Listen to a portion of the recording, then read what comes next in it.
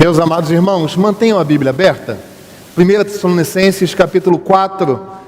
Nós estamos numa série de sermões em que nós temos exposto a primeira epístola de Paulo aos Tessalonicenses. E o título da série é Vigilância, o Rei está voltando. E nós temos tratado a cada domingo desta epístola, que é a mais antiga epístola do apóstolo Paulo, e hoje nós vamos dar continuidade olhando para o capítulo 4, do verso 1 até o verso 8. E a guisa de introdução eu quero trazer ao seu coração um texto de Carlos Drummond de Andrade, um texto de Drummond, e ele se chama A Ilha Sonhada. É um lindo texto, é um texto grande, mas eu vou ler apenas um fragmento do texto. E Drummond diz assim: quando me acontecer uma pecúnia passante de 1 milhão de cruzeiros, compro uma ilha, não muito longe do litoral, que o litoral faz falta, nem tão perto também, que de lá possa eu aspirar a fumaça e a graxa. Minha ilha, e só de a imaginar já me considero seu habitante, ficará no justo ponto de latitude e longitude, que pondo-me a coberto de ventos e sereias e pestes, nem me afaste demasiado dos homens, nem me obrigue a praticá-los diuturnamente. Porque esta é a ciência, e direi a arte do bem viver, uma fuga relativa e uma não muito estouvada confraternização. E mais uma vez, se você não gosta de literatura, você pode dizer: pastor, eu não gostei, não entendi coisa alguma, mas você pode afirmar comigo que é bonito, irmão. Você pode até dizer assim: pastor, não entendi. Como assim? Que história é essa de ilha? Você pode até dizer que não entendeu, mas que é bonito, é. Este é um texto de Drummond publicado no ano do meu nascimento, 1975, em uma obra linda que trata a respeito de reflexões, a respeito desses passeios mentais. E neste texto de Drummond ele fala da tal ilha sonhada. E a ilha sonhada não vai ser muito perto do litoral, porque se estiver muito perto do litoral, ela vai sofrer com a poluição do litoral, com a graxa do litoral, com a fumaça do litoral, mas também não vai ficar tão longe a ponto de perder o contato com todos aqueles que vivem no litoral. Lendo este texto, isso me fez pensar que esta pode ser uma perspectiva a respeito daquilo que é o cerne do texto que nós lemos nesta manhã. E o cerne do texto que nós lemos nesta manhã, não sei se você consegue discernir, é qual temática? Quando você leu capítulo 4 da primeira epístola aos Tessalonicenses, do verso 1 ao verso 8, ele tem um centro, ele tem um cerne. Qual é esse cerne? Começa com san, termina com tificação. Excelente, você acertou. Santificação, este é o cerne. E é interessante como algumas pessoas, por vezes, distorcem este conceito. E entendem que estar separado, hagios, santo, santificado pelo Senhor, é estar banido do convívio, estar banido do contato, estar banido do continente. E outros, por sua vez, negociam e falam: não, eu preciso fazer as mesmas coisas que o século presente faz. Eu preciso professar as mesmas ideias deste tempo. E veja, nenhuma atitude, nem a outra atitude revelam a santidade e a santificação que o Senhor requer de nós na sua palavra. Por isso me vem à mente o texto A Ilha Sonhada. Porque ele sonha a ilha, e a ilha vai estar no lugar de latitude e de longitude perfeito. Nem misturado e influenciado pelo continente, e nem apartado do continente. Me parece ser esta a proposta, este o desafio da palavra do Senhor para nós com relação à nossa santificação. E é interessante que nós pensemos um pouco a esse respeito. Como nós sabemos, lá em Atos 17, O apóstolo Paulo tem a sua estada em Tessalônica em um tempo muito curto. Mas a despeito de ser um tempo curto, esta a oportunidade da plantação de uma igreja viva e que se mantém uma comunidade constante na fé. E então, a partir destas palavras do apóstolo Paulo, aquela igreja então começa a aspirar pela volta do Senhor, que é a nossa aspiração.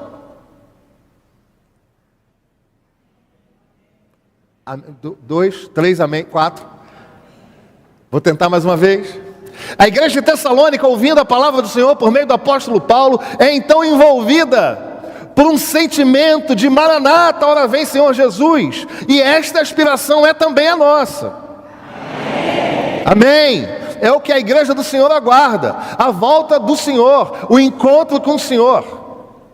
No entanto, a partir do capítulo 4 da primeira epístola aos Tessalonicenses, o apóstolo Paulo então orienta a igreja de Tessalônica na seguinte perspectiva: de agora até a volta do Senhor, como proceder? E é interessante que este não é um sermão moral. Este não é um sermão em que o pastor vai apresentar regras para a igreja, apenas como que fossem listas de um checklist. Não. Nós compreendemos que não há discussão com relação à vontade do Senhor para a nossa vida. E a vontade do Senhor para a nossa vida é a nossa santificação. Hagiasmos. A palavra grega aqui é o termo central. Separação, afastamento. Mas na justa medida em que nós não somos influenciados, mas nós estamos lá no meio dos lobos. A nossa santificação é algo sem a qual ninguém verá o Senhor, é o que diz a palavra. Nós somos um povo chamado povo de Deus, discípulos do Senhor, e por isso santificação é um assunto que diz respeito a mim e a você, para hoje, para agora, para a nossa vida. E a palavra do Senhor, por meio do apóstolo, neste capítulo 4 de 1 Tessalonicenses, fala exatamente isto: esta é a vontade do Senhor, a vossa santificação. E é interessante como nós procuramos progredir em tanta coisa, não é, irmãos? Quem está namorando, pensa em progredir para o noivado. E quem está no noivado, pensa em progredir para o casamento. E quem está no casamento, pensa em progredir para os filhos e para as bodas. E as progressões com relação à vida conjugal e amorosa transcorrem dessa forma. Quem está no fundamental aspira ao médio, quem está ao médio aspira à graduação e à especialização, e ao mestrado, e ao doutorado, e ao pós-doutorado, e assim no universo acadêmico. E tantas são as áreas da vida, os negócios, os empreendimentos, os salários, e tantas são as questões que, plantadas em nós desde a época das revoluções francesa e industrial, essa questão do progresso marcou especialmente o pensamento ocidental, e nós estamos envolvidos nisso. Mas quando o assunto é santificação, é quase que como uma caixa de Pandora. Não vamos tocar nisto, somos todos santificados em Jesus e está tudo certo. Mas há sim uma necessidade de a igreja do Senhor se manter fiel ao Senhor e em processo crescente de santificação. Por isso, eu quero compartilhar com você nesta manhã, nesta breve reflexão, a respeito de uma exortação à Igreja Presbiteriana do Rio de Janeiro e a todos quantos nos visitam e são servos do Senhor Jesus, e a todos quantos estão conosco nesta transmissão, que há uma exortação da palavra de Deus para mim e para você, e a exortação é: busquemos a santificação. Este é o desafio para mim e para você. Nós precisamos buscar a nossa santificação. E a pergunta é: para quê, pastor? Para nós aparentarmos sermos santos? Para que nós tenhamos um discurso? Para que nós possamos colocar uma gola desta aí do Senhor? É para nós apresentarmos ao outro aquilo que está longe de ser casado no coração? Quais são as necessidades e as finalidades da santificação? É sobre isso que eu quero pensar com você nessa manhã. Busquemos a santificação. Em primeiro lugar, nós buscamos a santificação para agradar a Deus. O verso 1 diz claramente: finalmente, irmãos, nós vos rogamos e exortamos no Senhor Jesus que, como de nós recebestes, quanto à maneira por que deveis viver e agradar a Deus. Irmão, deixa eu dizer uma coisa para você. Todos nós vivemos para agradar alguém. Inevitavelmente nós vivemos para agradar. Ainda que você não saiba disso, a sua vida se destina a agradar alguém. Muitas pessoas vivem para agradar a si mesmas. Não aqui na catedral, em outros lugares. As pessoas vivem para agradar a si mesmas, para agradar a sua própria alma, para agradar os seus próprios desejos. São idólatras de si mesmos. Expressam aspectos de santidade, no entanto, no trono da sua vida está o seu próprio eu. Oram como ninguém, falam palavras bonitas, mas no trono da sua vida não está o Senhor, está Ele mesmo. O que se quer é reconhecimento. Na verdade, são egocêntricos, com aparência de santos. E nós buscamos a santidade para agradar ao Senhor, irmãos. Não é para fazer presença diante dos outros, não é para externar santidade da boca para fora. E nesse sentido, existe um livro de James Smith chamado Você é aquilo que você adora. Bom livro para você ler. Você é aquilo que você adora. E neste livro está escrito o seguinte: Jesus não se encontra com Mateus, com João, ou mesmo com você ou comigo e pergunta: o que você sabe? Ele nem mesmo pergunta em que você crê. Ele pergunta o que você quer. É a pergunta mais incisiva e penetrante que Jesus pode nos fazer, porque precisamente nós somos o que queremos. Ou seja, irmãos, nós buscamos santidade para agradar a Deus e não para agradar às nossas vontades, aos nossos anseios, aos nossos desejos. O nosso querer, irmãos, reverbera aquilo que está mais central no nosso coração. Os nossos desejos estão no centro das nossas afeições. E é importante que nós pensemos que nós não buscamos santificação para agradar a nós. Nós não buscamos santificação para agradar a igreja. Nós não buscamos santificação para dar conta de uma fama de evangélico que nós tenhamos. Nós buscamos a santificação porque a santificação é o centro do nosso coração. E está no nosso coração o desejo de agradar aquele que nos amou antes da fundação do mundo. Santificação diz respeito ao que desejamos. Eu vou repetir para você pensar. Santificação não tem a ver com o que fazemos. Santificação tem a ver com o que desejamos. Portanto, se você deseja agradar ao Senhor, é isto que nós vamos fazer. Se no centro do seu coração está o desejo incontido de agradar o coração de Deus, é isto que nós vamos buscar. Santificação é querer o que Deus quer, é desejar o que Deus deseja, é ansiar pelo que anseia. E tudo isso para agradar ao Senhor. Jesus, se a obra de Jesus, se a palavra de Jesus fosse apenas para instruir o seu intelecto, isso seria muito pouco no Evangelho. O Senhor não quer apenas trazer para vocês novas ideias, não quer trazer para mim novos ideais de vida. O Senhor quer penetrar no fundo do nosso coração e mudar desejos, anseios, perspectivas e sonhos. E à medida que isto acontece, nós chamamos isto de santificação.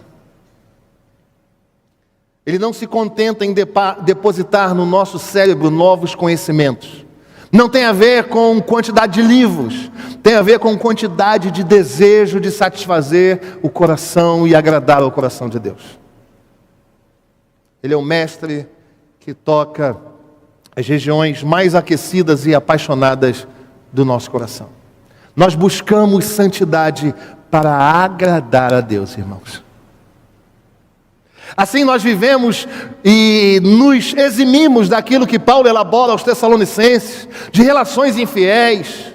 Nós nos eximimos de palavras torpes, nós nos eximimos daquilo que desagrada a Deus, não apenas para que a nossa comunidade viva em paz, não apenas para que você tenha a aparência de santo, não apenas porque você precisa externar no seu dia a dia que você é um servo de Jesus, não, mas porque você tem no profundo do desejo da sua alma, no profundo do seu coração, a consciência de que deve agradar a Deus. É só por isso. É por isso que quem mente deixa de mentir. É por isso que quem adultera deixa de adulterar. É por isso que quem é corrupto deixa de ser corrupto. É por isso que a palavra torpe, que normalmente é falada antes do encontro com o Senhor, agora já não mais. É por isso que hábitos são transformados. E isto não tem a ver com uma pregação moral, tem a ver com externar a profundidade do nosso coração. Nós buscamos santificação para agradar aquele que nos amou. Mas em segundo lugar, nós buscamos santificação para obedecer. Em primeiro lugar, nós buscamos santificação para agradar a Deus.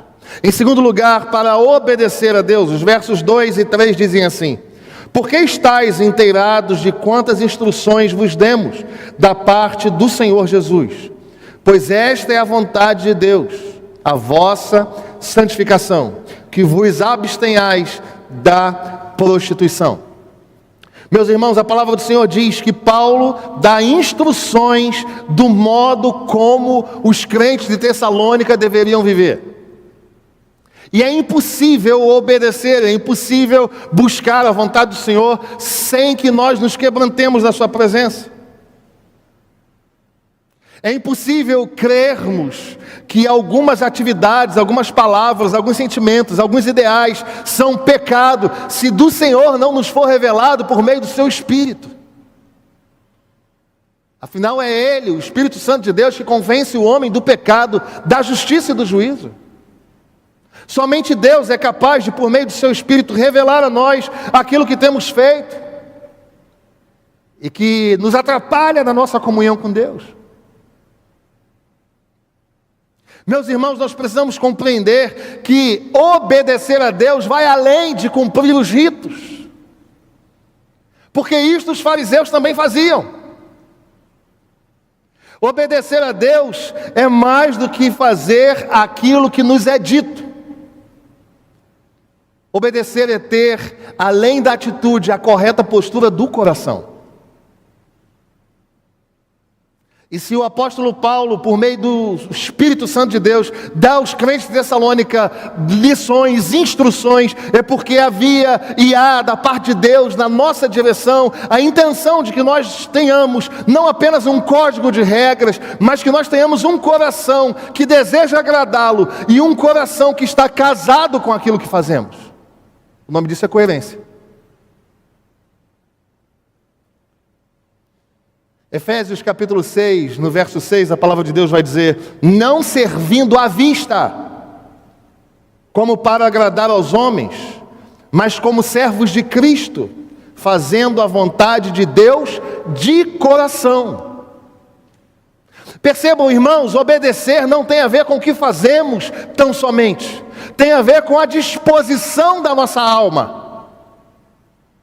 Sim, nós cremos que a depravação total diz respeito ao pecado que tocou o homem em todas as suas manifestações e ações e pensamentos. A depravação total, o pecado tocou a gente como um todo. E então as nossas intenções ficaram impuras, os nossos pensamentos ficaram impuros, os nossos desejos ficaram impuros, as nossas ações ficaram impuras, os nossos pensamentos ficaram impuros. O pecado tocou tudo, irmão. E à medida que a santificação operada em nós, por meio do Espírito do Senhor, vai progredindo, nós não apenas deixamos de fazer, nós passamos a crer que este é o melhor lugar para nós estarmos.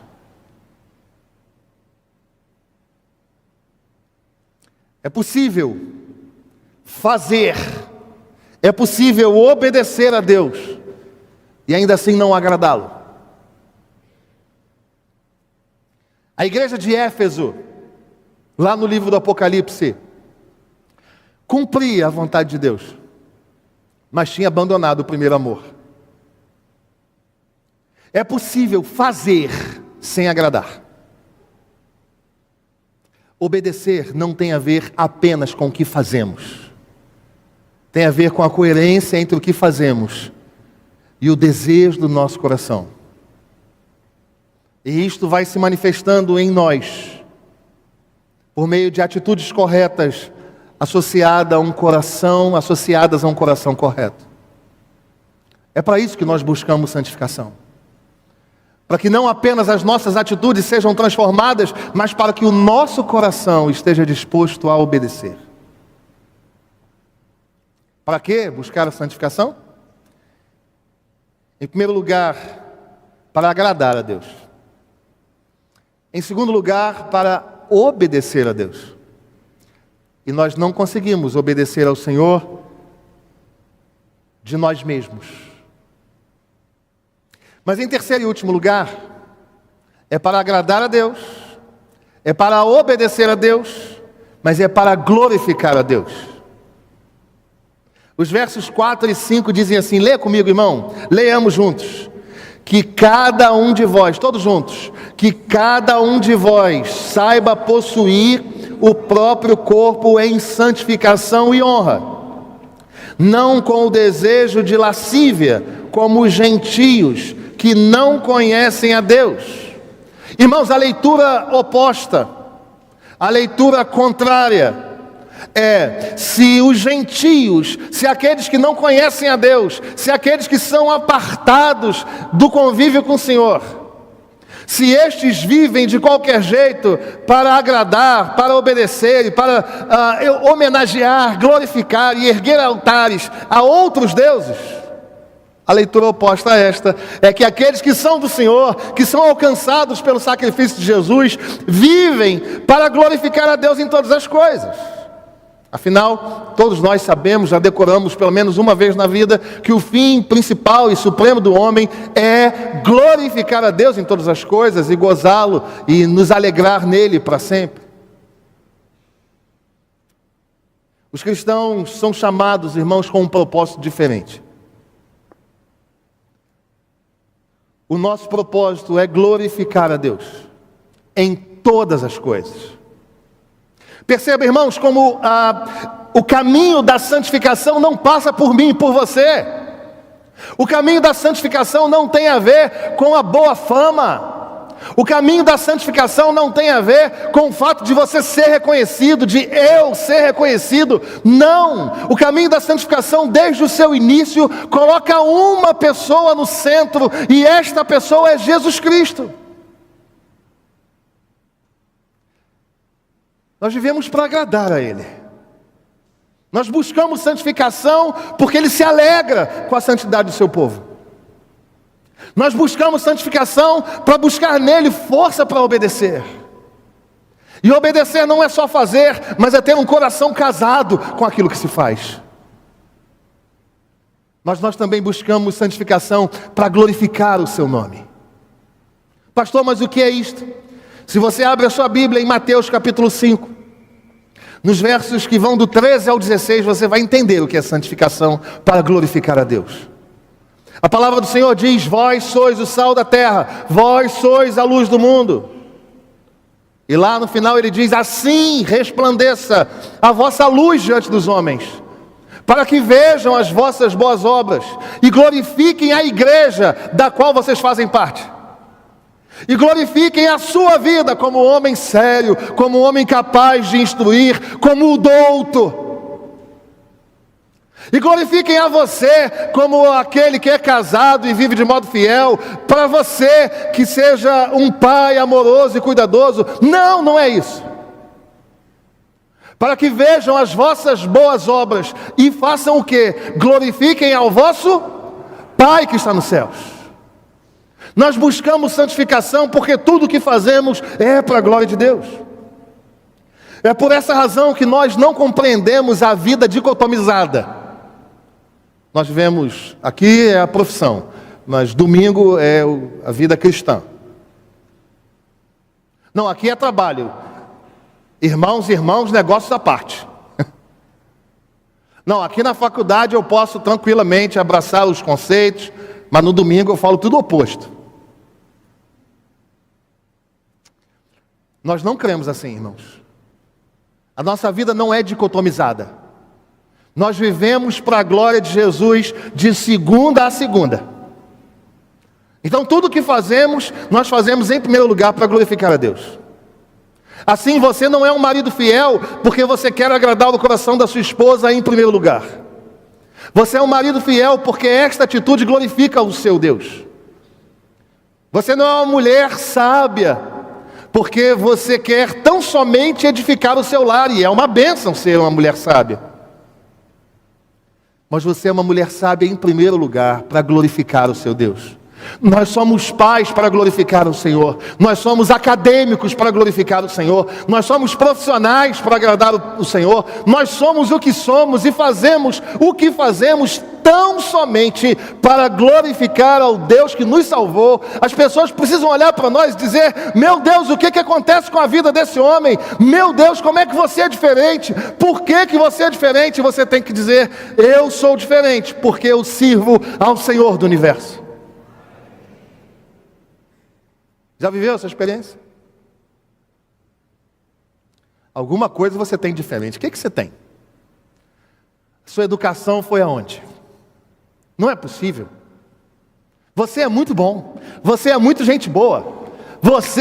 Onde você chega, festa. Você é uma pessoa muito legal, muito agradável. E por vezes nós podemos receber essas palavras de glorificação a nós. Glória a mim, louvado seja eu, de fato, sou uma pessoa muito boa. Mas você tem que dizer: não, eu não sou assim não, eu sou um miserável. Bom é aquele que habita em mim. Afinal de contas, o próprio Senhor Jesus disse isso, né? Por que me chamas bom? Só há um que é bom.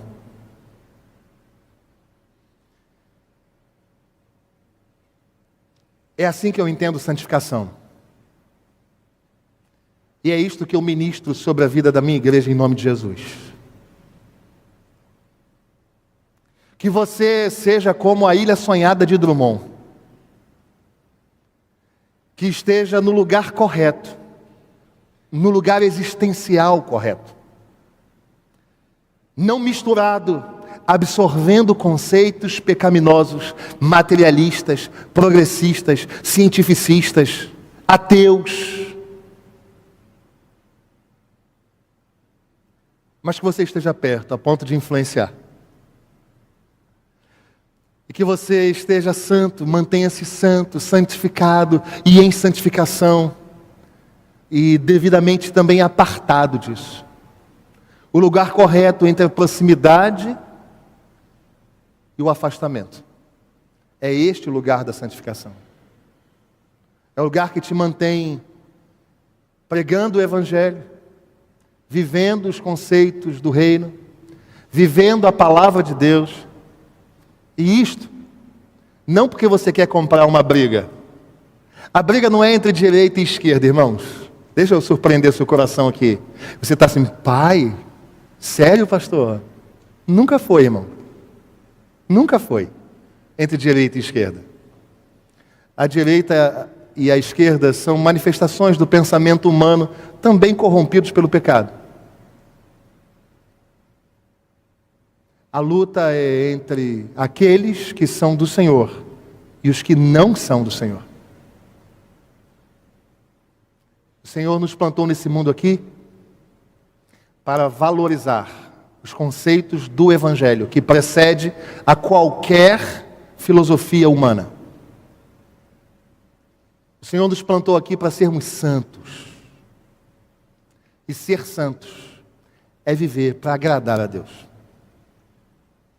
É viver para obedecer a Deus. E é viver para glorificar a Deus. Que o Senhor me plante e que o Senhor te plante neste lugar em que você está próximo, sem se corromper, e que você não está afastado a ponto de não influenciar. Que Deus faça assim na minha vida e na sua vida, para a glória do Senhor. Catedral Presbiteriana do Rio de Janeiro. Busque a santificação até que o Senhor volte.